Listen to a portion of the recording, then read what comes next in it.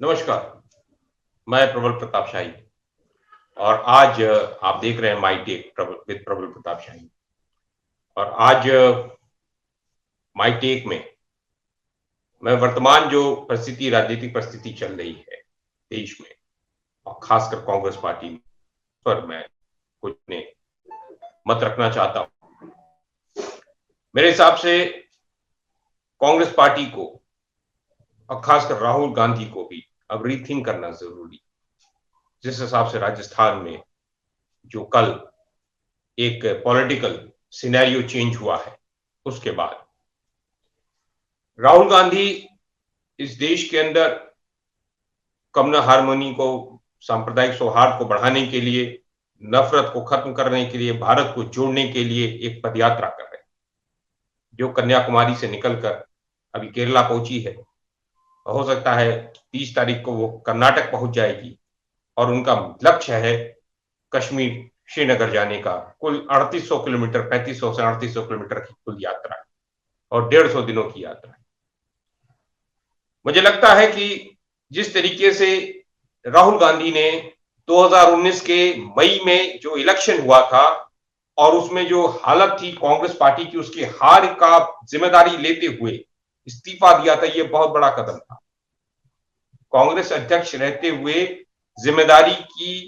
हार की जिम्मेदारी लेते हुए इस्तीफा देना और इस्तीफा देकर एक बहुत बड़ा उन्होंने कहें कि एक बहुत बड़ा उन्होंने उदाहरण पेश किया था अपने पार्टी के अंदर।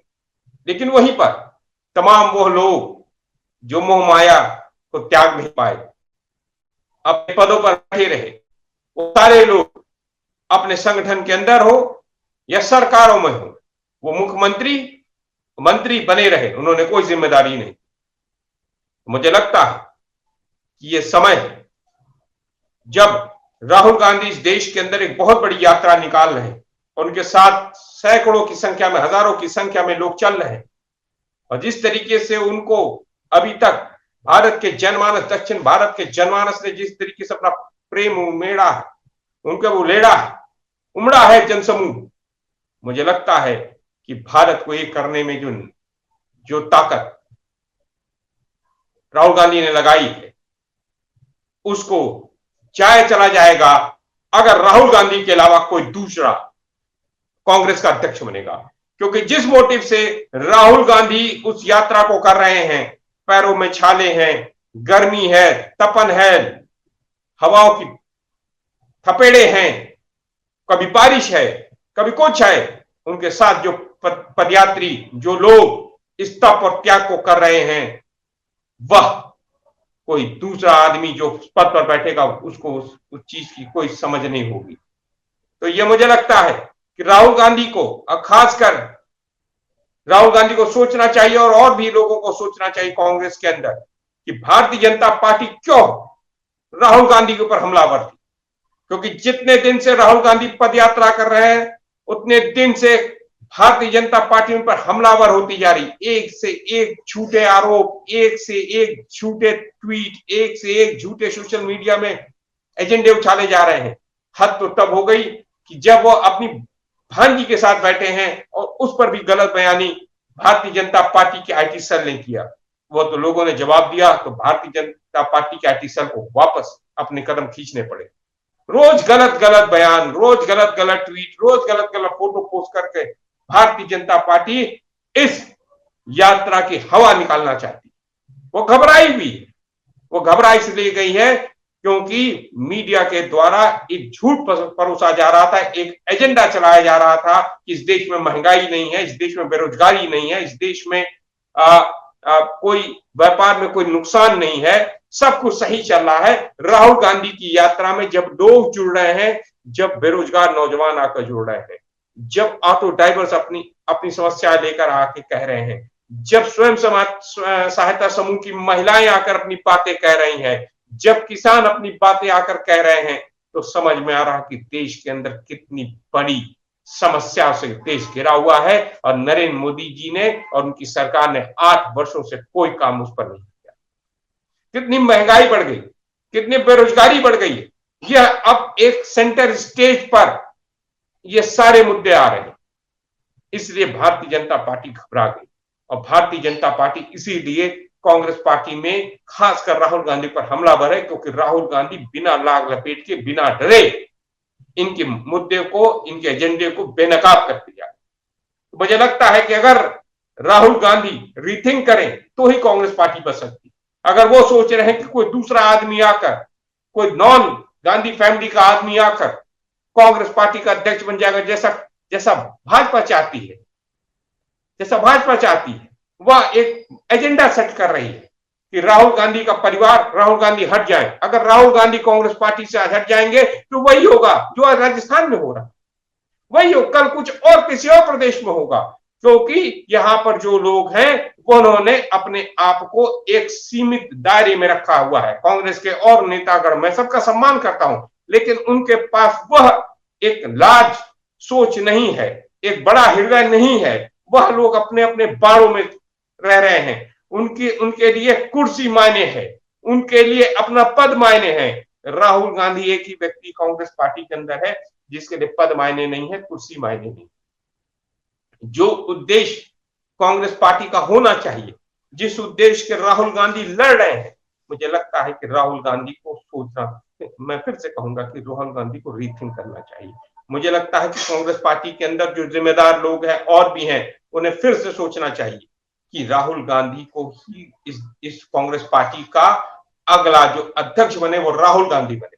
अगर कांग्रेस पार्टी को बचाना है, अगर इस देश के अंदर नरेंद्र मोदी के एजेंडे के खिलाफ और भारतीय जनता पार्टी के एजेंडे के खिलाफ, आरएसएस के एजेंडे के खिलाफ अगर खड़ा होना है, अगर देश को एक करके लड़ना है, तो वह सारा काम अगर कोई कर सकता है तो वही व्यक्ति कर सकता है जो 3800 किलोमीटर की पदयात्रा करके लोगों की समस्याएं जानने के लिए लोगों के बीच में गया।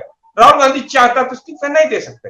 राहुल गांधी चाहता तो मई 2019 में इलेक्शन हारने के बाद राहुल गांधी ने, बहुत सारे और लोग भी हारे, उन्होंने, किसी ने इस्तीफा नहीं दिया, राहुल गांधी ने क्यों इस्तीफा दिया? ये सोचना होगा कि जो आदमी अपनी जवाबदेही से भागता नहीं है, उसने अपनी जवाबदेही तय की, हाँ मैं जिम्मेदार हूं इस हार का, मेरे अध्यक्षता में ये पार्टी हारी है, आज 52 सीटें पाई है, मैं इसकी जिम्मेदारी लेता हूं। लेकिन दूसरे लोगों ने, किसी ने जो अपने अपने स्टेट के मुख्यमंत्री थे, उन्होंने मात्र अपने कुछ लोगों को जिताने के लिए सारी ताकत लगाई, उन्होंने पूरा फोकस नहीं किया। राहुल गांधी ने जो 2018 में अपने अध्यक्षता के अंदर मध्य प्रदेश, छत्तीसगढ़ और राजस्थान में जो सरकार बनाई थी, जो मेहनत राहुल गांधी ने किया था और उनके साथ उनकी टीम ने मेहनत किया था, उस पर सब पर पानी फेंक दिया था इन लोगों ने कोई काम नहीं किया।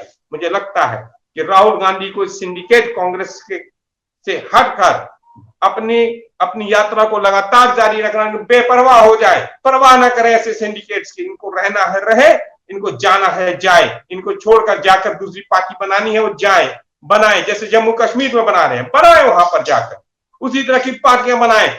लेकिन मैं एक चीज कहता हूं, अगर इस देश के अंदर इस एजेंडे को, नरेंद्र मोदी के एजेंडे को रोकने का काम अगर कोई कर पाएगा वो कांग्रेस पार्टी करेगी। और कांग्रेस पार्टी का नेतृत्व अगर कोई कर सकता है, वर्तमान समय में ये समय की मांग है, देश की जनता की मांग है कि राहुल गांधी इस भारतीय जनता पार्टी के खिलाफ कांग्रेस पार्टी की अध्यक्षता स्वीकार करके कांग्रेस पार्टी को मार्गदर्शन दें और सामने फ्रंट पर खड़े होकर लड़े।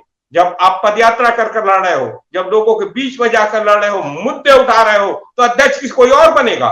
अध्यक्ष कोई और बनकर आपकी सारी मेहनत पर पानी फेर देगा, जैसे 2019 के इलेक्शन में इन लोगों ने किया।